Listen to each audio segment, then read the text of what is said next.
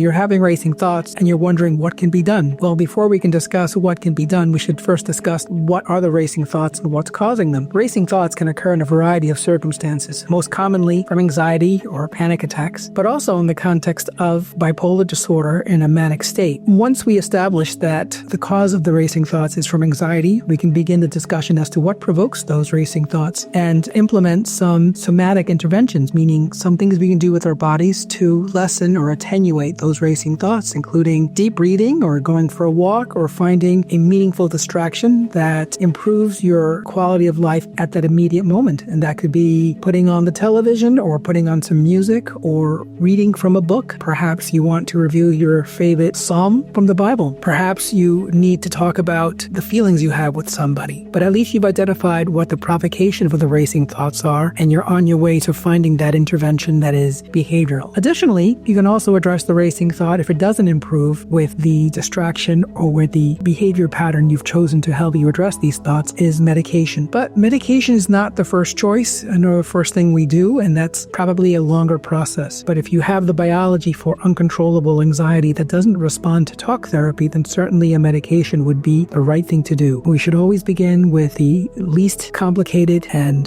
least concerning medications at the lowest doses. You would try never to be unnecessarily aggressive with medication, but use it as an adjunct to the other interventions. Now, if your racing thoughts come from being manic from bipolar disorder, then the intervention necessarily has to be one of acute pharmacotherapy. That individual would need to be on medication to slow his or her brain down. Individuals who are in a state of acute mania have racing thoughts because of a biological mood instability in their brain, and that does not respond to a talk therapy. That is no different than having an acute episode of diabetic high sugar and you need to take some insulin. No one's going to talk you out of a high sugar, but insulin's going to help. Likewise, medications are the necessary intervention for racing thoughts due to a bipolar disorder. For more evidence-based content, please subscribe, like, and share.